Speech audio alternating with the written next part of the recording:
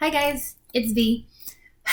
I know it's been a while since I made a video. So what I'm going to do today is just make a quick video of some of my favorite things that I've been working on, answer a couple questions for some people, and I don't know, just as a way for me to dive back in, and maybe not get too overwhelmed or too manic.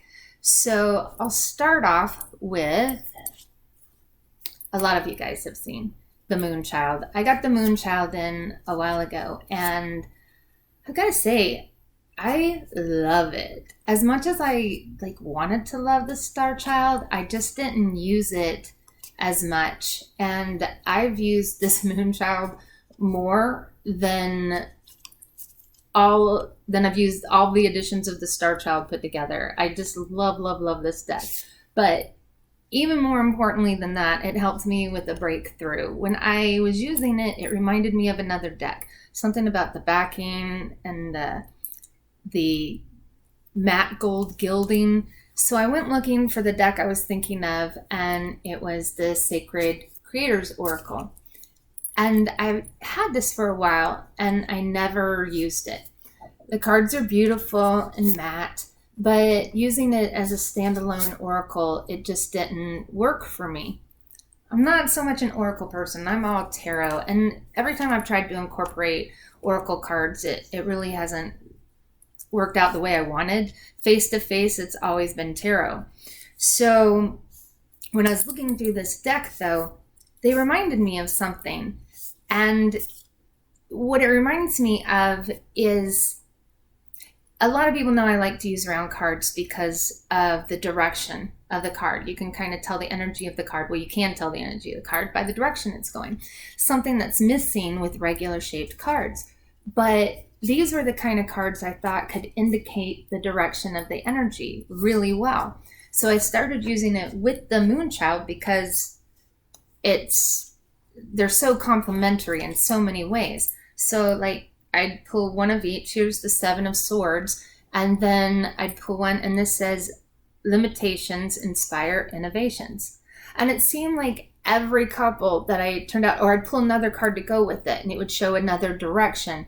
And it was just so amazing. I got so excited. My friend Carla came by the next day, and we were doing it, just pulling cards and showing different combinations and getting all excited. And she realized she started pulling these with other decks, and it really goes with any deck. So at my last tarot party, I brought it, and I actually used it during the reading just to sometimes clarify the direction of a card instead of pulling another card, and it worked great. I am obsessed with this deck and how it opened me up to using oracles in my reading. And I got another one in just recently, another oracle. It's called Roots and Wings. And I just got this in, so I haven't really played with it with the other decks, but I tell you, I'm loving it so far. These are the backs. The cardstock is very matte and silky. I love it. The images are beautiful, and it gives me a real tarot vibe, which I always love. So I'm really looking forward to working with this deck. But like I said, I think yesterday or the day before, I got this one in. So I'm excited about getting to know it, especially now that I've been using the oracles in conjunction with my readings more. So that was the first thing I wanted to show. This Moonchild deck, I really do love it. So another thing I want to do, this next one is for Molly. A couple things you were asking about that you wanted to see.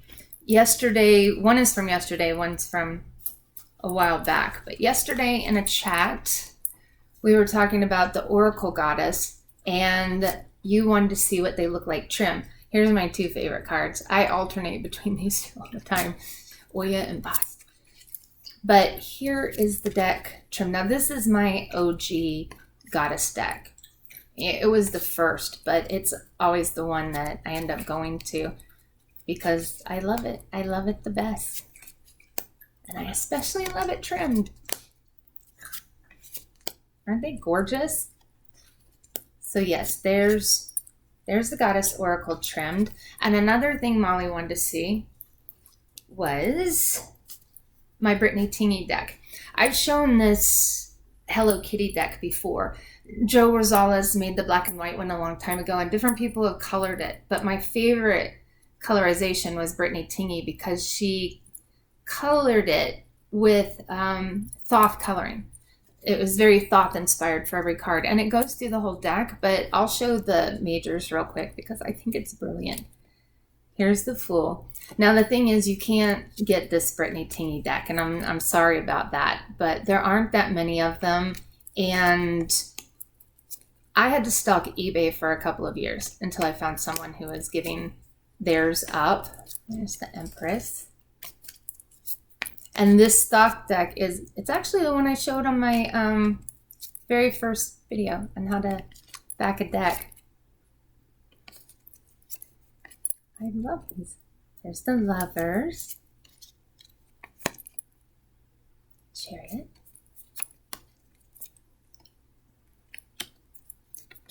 I think it's brilliant.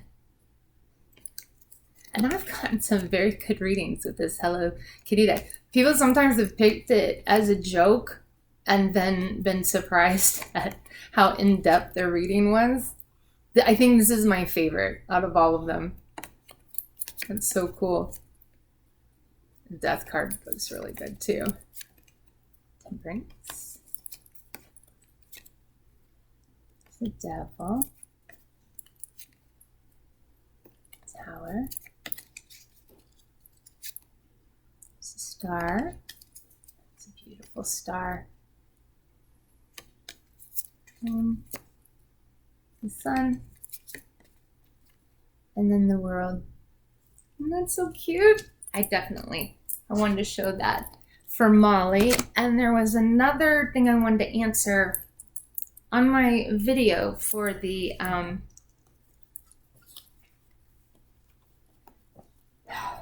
Indigo Alchemist. That's it. I was having a little bit of a brain fart there. I can't find the cards that she was asking about. Amethyst Rose asked a couple really good questions about the Hangman and the Lovers card, and I set them aside, and now I don't know where I put them. Here, let me pause this for a second. Okay, I found them. This deck I'm still using a lot. I love this deck, and it's a favorite at tarot parties too. This deck always kind of seems to wake me up, you know? It's just so bright and vibrant and witty, and the cards are done in such a unique way. Well, Amethyst Rose, you asked a couple questions about, I think, the Hangman and the Lovers, and about when the card shows something different than how you see the card. And that happens. As much as I love this deck, you know, you mentioned like having a hard time seeing rest and repose when she puts herself in a precarious and dangerous spot. Honestly, I didn't see that. I see the Hangman more as an internal transformation that changes the way you see everything. Like you're looking through the world with completely different eyes because you're not the same. In my deck, I use the quote, when I let go of what I am, I become what I might be. It's a transformation that's more internal than, you know, where the Death card, usually it's a more physical or outward transformation than this. And so I don't have to reconcile every card though, because during a reading, I'll go with what I see the card to be and what my meaning is. But it's funny that during a reading, when that happens, the person usually sees something in the card that still relates to it. So I don't really try to reconcile that outside of a reading. It just kind of happens the way it should during a reading. And it's not so far away that it takes me out of what I know the meaning to be. And I don't know if that answered your question, but, and also with the Lovers card, when it shows a couple embracing, if that changes the card, and not for me, because the Lovers card is all about choice. Everything is a choice. That's what my Lovers card says. And one of the biggest choices we make is who we're going to spend our time with, you know, our life with, or just, you know, when we commit to somebody. And I like that a lot of times it shows that because, like I said, it's the biggest choice we have a lot of times. And it also shows it's a good example of when it's something like that, it seems so big you don't have a choice, right? But it is a choice. And the things that will come up later is committing to that choice through the hard times. You know, when it doesn't seem like such an easy choice to stay there. But I think it goes well with the Lover's card being about choice, whichever way it depicts, whether it's the snake, an apple, or a couple. So it all works for me. And oh, look at that Queen of Cups. But I did want you to know you really got me thinking. And when I went back to answer it, I couldn't see it. So I wanted to touch on that while I was making this video real quick. But yeah, this deck, still one of my favorites. I just absolutely love this deck, and it always gives such great readings. I always have a good time with it.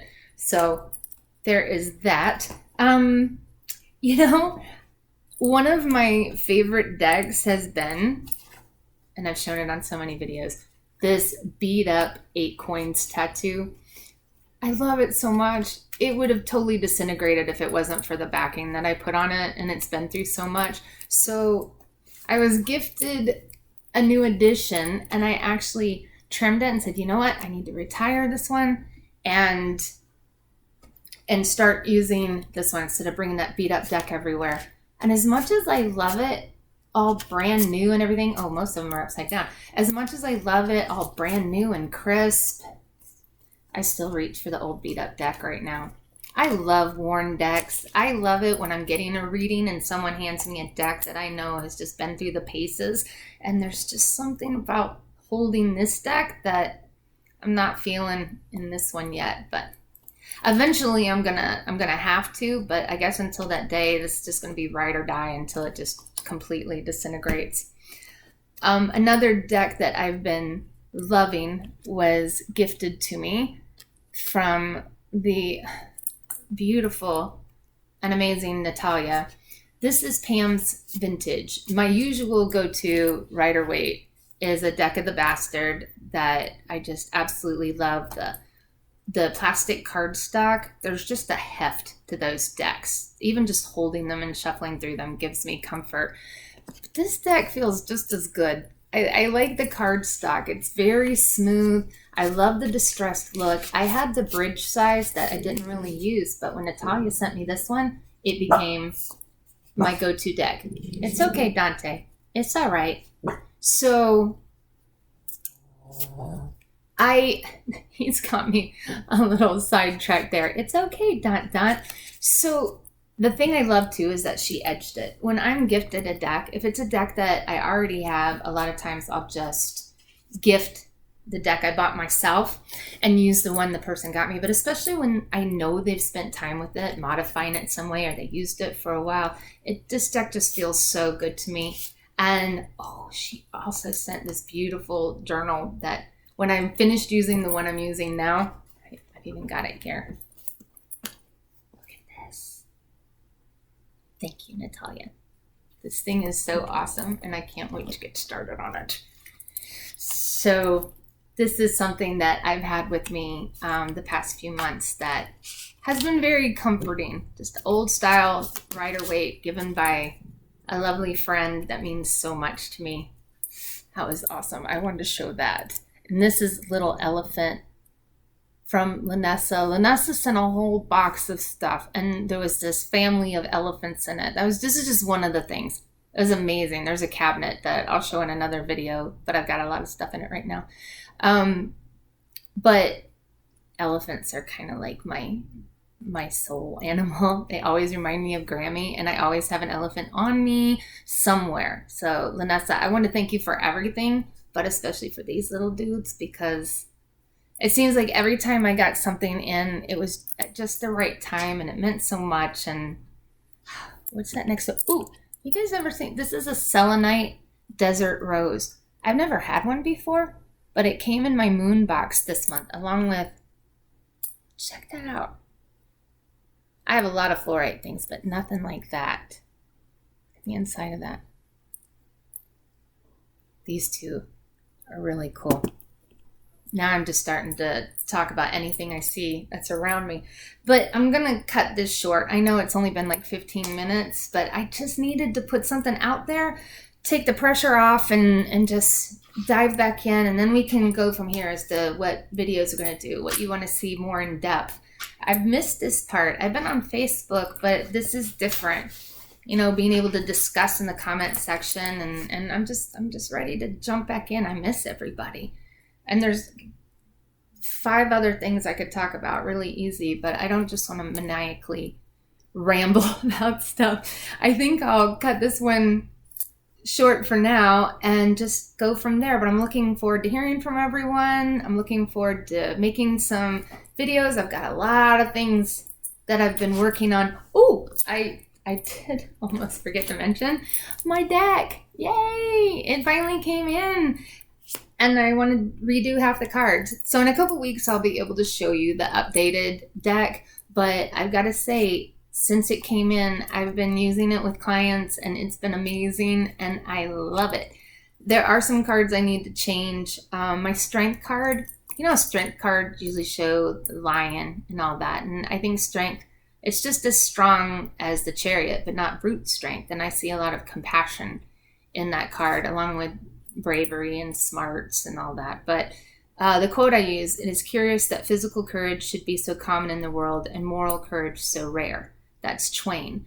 And I used Jane Goodall with a chimp, which I think is perfect. Finding one I can use, since there are some people who want to buy this deck for me to sell it, I have to either pay a few $100s to use this picture or find one that works. I'm having a hard time finding one with her and a chimp that is in the public domain that can work for that card. I love it. And a lot of them just need a little tweak, but here's my 2 of Wands. You can do anything but not everything. Focus. My 6 of Wands. Sleep doesn't help when it's your soul that's tired. It's my 5 of Pentacles. Here's my 4 of Cups. I love that. And keep calm and put your bitch face on. Here's my 7 of Wands. So I've been having a really good time with this deck. And, you know, I stepped away from it for so long. It's not that it was hard to make. It was just I felt so disconnected from myself that I was disconnected from the cards. You know, for the first time in my life, for the first time in over 20 years, I went a long time without feeling like I could read the cards because of course, because I was so disconnected from myself. It's just a natural symptom there of what was going on, but it does feel good to come back into it. And so when I even figured out how I was going to do the quartz, instead of doing a picture and styling it and restyling it like Heart of Stars way, so you hope you don't get copyright busted. Instead, I'm just going to do a quote from the person and have each suit done in a different style, but I haven't finished those yet either. I want to change the styling of that. So I'll show those when I get the remade deck. But like this would be Steve Jobs. This is the Page of Pentacles, all right? But it's the Craftsman in my deck because it's one of the 16 personality types. And a quote from Steve Jobs: the people who are crazy enough to think they can change the world are the ones who do. So I'm very happy that it's at this stage. You know, it's taken a long time to get there. So I'll show more of these, but I did want to say that woohoo! I finally got my deck in and I'm starting to use it, and pretty soon it will be like a thing. I'll have it all finished. And Kay Chris is working on that guidebook, and I'm more excited about the guidebook than anything because she's taking all the things we want to get across and putting it in a cohesive manner, which is not my strong suit, obviously. So that is it for right now. I'll be seeing you guys soon. I can't wait to hear from you. I'm so happy to be diving back in. I've missed you guys so much, and I will talk to you soon. See ya.